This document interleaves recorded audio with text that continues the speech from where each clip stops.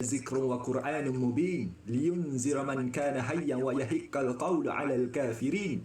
Ayat yang ke-69 surah Yasin tu. Dan kami tidak mengajarkan syair kepadanya. Nya tu maksudnya Nabi lah. Allah dah bagi terus Allah dah bagi tahu terus kepada kita yang mana Allah memang buat cipta Muhammad ibn Abdullah Nabi kita memang tak boleh bersyair. Sebab Allah tak nak nanti umat keliru mana satu syair, mana satu wahyu. Tak ada habis. Jadi pada waktu itu bergerak lagi sampailah pada suatu tempat. Sampai pada suatu tempat pada waktu itu orang-orang mula berebut. Sebab Nabi masuk tadi. Tunjuk balik peta. Nabi masuk tadi, orang-orang duduk tunggu Nabi ni. Yang ni peta tak cantik yang ni. Peta macam tu kan. Sekejap, ada satu lagi peta yang lagi okey. Sekejap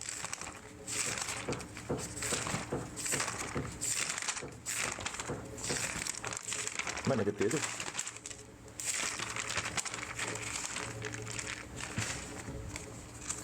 Sekejap. Ni. Ini okey sikit. Jadi Nabi tadi, Nabi bergerak ni, Nabi masuk satu-satu ni. Dekat setiap kampung ni akan ada orang-orang yang menunggu Nabi. Ada yang lepak dekat sini. Nabi masuk saja kampung diorang pun ikut Nabi. Maksudnya waktu Nabi bergerak tu, pengikut Nabi makin bertambah, makin ramai sampailah dekat perkampungan Najjar ni. Yang ni parit waktu perang Khandak ni. Perang Khandak dia ada parit dekat sini, lagi satu dekat sini. Paling lupa nak lukis kat sini ni. Jadi pada waktu itu, bila Nabi sampai dekat areanya kampung Bani Sa'idah dengan kampung Bani Najjar ni, di antara ni, orang-orang mula berebut nak pegang tali unta Nabi. Sebab waktu tu Nabi naik unta. Nabi bergerak naik unta waktu tu. Datang seorang pegang tali unta Nabi. Dia tarik. Ya Rasulullah, rumah saya Rasulullah. Mai lepak rumah saya Rasulullah. Datanglah ke rumah saya wahai Rasulullah. Rumah saya ni 2 tingkat Rasulullah. Datang lagi orang Ansar pegang juga tali unta Nabi tu. Ya Nabiullah, rumah saya Rasulullah. Dekat tu je rumah saya. Datang pula orang yang ketiga, ya Rasulullah, rumah saya ni paling besar ya Rasulullah, dekat area sini ya Rasulullah. Rumah saya. Datang pula orang yang seterusnya, ya Habibullah, rumah saya ni tak ada orang duduk mana ya Rasulullah, ada ruangan kosong. Rumah saya ya Rasulullah. Berebut waktu tu. Jadi unta Nabi sampaikan tak mampu nak bergerak. Orang sini tarik, orang kiri tarik. Jadi Nabi kata, wahai manusia, lepaskan tali untaku. Biarkan unta ini bergerak sendiri.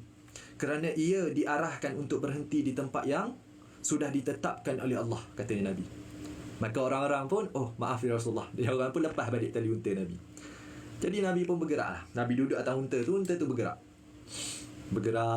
masuk ke dalam perkampungan Najjar tadi tu. Jadi bila masuk dalam perkampungan Najjar, Nabi tak pegang tali unta tu bergerak sendiri. Jadi orang-orang Muslim ini ikut Nabi. Sebab Nabi duduk atas unta. Ramai-ramai diorang ikut waktu tu. Bergerak sampailah di dalam perkampungan Bani Najjar itu. Unta pun duduk duduk di tepi area perkuburan. Bila duduk, tapi tak lama. Unta tu duduk, sekejap tu unta tu bangun balik. Unta tu bangun balik, bergerak balik. Bergerak, lalu unta itu berhenti sambil dia berdiri lagi. Unta tu menoleh ke kiri, ke kanan kepalanya. Kemudian unta itu pun patah balik, dia pergi ke tempat yang dia duduk tadi. Maksudnya, unta tu berhenti 2 kali di tempat yang sama. Dia duduk buat kali kedua. Jadi bila duduk buat kali kedua, Nabi pun stay lagi atas belakang dia. Nabi tunggang lagi dia, nak tengok unta ni bangun balik ke tak. Jadi bila duduk kali kedua ni, unta tu lama duduk dekat situ. Maka Nabi pun turunlah. Nabi pun turun. Unta Nabi pun, bila Nabi turun, unta tu stay lagi duduk. Jadi Nabi pun mula bertanya. Nabi tanya, ya muslimin, tempat ni perkampungan mana Maka orang-orang kata, dekat sini perkampungan Bani Najjar ya Rasulullah. Maka Nabi, Bani Najjar. Unta saya duduk ni tanah siapa Tanah siapa Nabi tanya. Maka para orang-orang Ansar pun berkata, oh tanah ni ya Rasulullah, ni milik 2 orang anak yatim. 2 orang anak yatim yang kehilangan mak dengan ayah dia. Diorang ada, mak ayah diorang dah tak ada Rasulullah, ni tanah pusaka lah. Maka Nabi pun tanya, mana budak tu? Nabi ingatkan dah besar, rupanya kecil. Usia diorang dalam 4-5 tahun budak ni, ada 2 beradik. Datang, ni Rasulullah pemilik tanah. Maka Nabi pun tengok kecil lagi. Nabi pun tanya, siapa wali dia?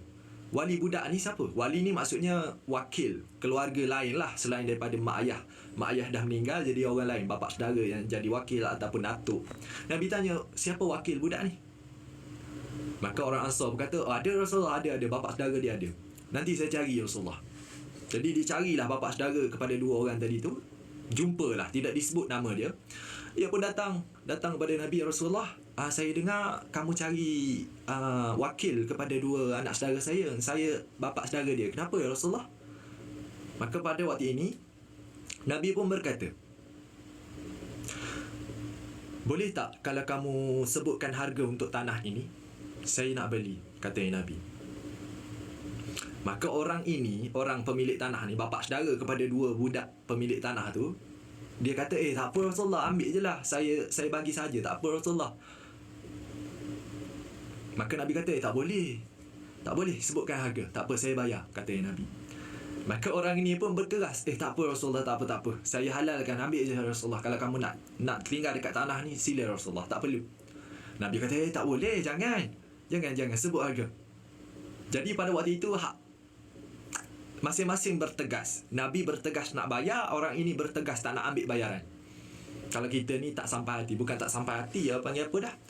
Sebab lelaki ni dia dah jadi muslimin, dah jadi pengikut Nabi. So dia ni tak panggil apa dah. Tak sampai hati. Macam tak kena ayat tak sampai hati ni. Tak sampai hati nak jual pada Nabi. Ke? Situasi waktu tu lelaki tu dia tak apa yang panggil. Orang Kelantan panggil tok gamuk. Tok gamuk bahasa KL dia apa? Tok gamuk dia nak jual. Orang Kelantan dia tok gamuk. Tergamak bahasa KL. Serba salah. Dia serba salah nak jual pada Nabi. Sebab dia memang kasih kepada Nabi. Memang dia jadi pengikut Nabi waktu tu. Dia kata, tak apa Rasulullah, saya bagi saja Rasulullah. Kalau kamu nak tinggal dekat sini ataupun kamu nak buat apa-apa dekat tanah ni, sila Rasulullah. Tak apa, saya tak perlu kamu bayar. Last kali Nabi kata, tak boleh, bayar. Bagi sebut harga. Tak boleh. Kerana Nabi bertegas pada waktu itu, nak bayar, maka orang ini pun sebutlah harga. Cuma tak disebut dari riwayat berapa harga yang Nabi bayar kepada dia atas tanah tersebut. Maka pada waktu itu, tanah itu separuhnya tanah perkuburan, separuhnya lagi semak samun. Pokok-pokok yang kering lah, tanah yang terbiar maksudnya. Tempat itu, Nabi beli tanah tu, dulunya tanah terbiar. Separuhnya adalah kubur, separuhnya lagi adalah kawasan yang tak ada orang jaga. Kalau kita ni macam rumput lah, kalau tempat kita. Kan Madinah tak ada rumput. Jadi pada waktu itu, bila Nabi dah bayar,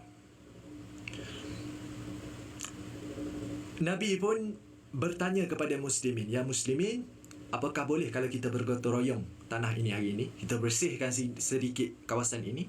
Maka orang-orang pun memang mereka kata boleh Rasulullah, boleh Rasulullah. Nak mula sekarang ke? Nabi kata boleh, sekarang tak apa. Jadi startlah pada waktu itu bergotong royong membersihkan tanah tersebut. Jadi pada waktu orang-orang sedang membersihkan tanah, pada waktu ini adalah 2-3 orang datang pada Nabi. Datang pada Nabi waktu tu, salam. Pegang tangan Nabi waktu bergotong royong ni. Ya Rasulullah, nama saya Sa'ad ibn Mu'az. Saya ni tokoh dalam Bani Aus. Nabi kata, oh okey. Datang pula seorang. Sa'ad bin Mu'az tadi. Ya Rasulullah, nama saya Sa'ad bin Mu'az. Saya ni tokoh Bani Aus. Ya Rasulullah, saya nak hadiahkan sesuatu kepada kamu. Ambil tunggangan saya ya Rasulullah. Lalu datang Usaid bin Hudayr. Salam dengan Nabi, kenalkan diri. Ya Rasulullah, nama saya Usaid. Saya tokoh daripada Bani Aus. Ya Rasulullah, saya adalah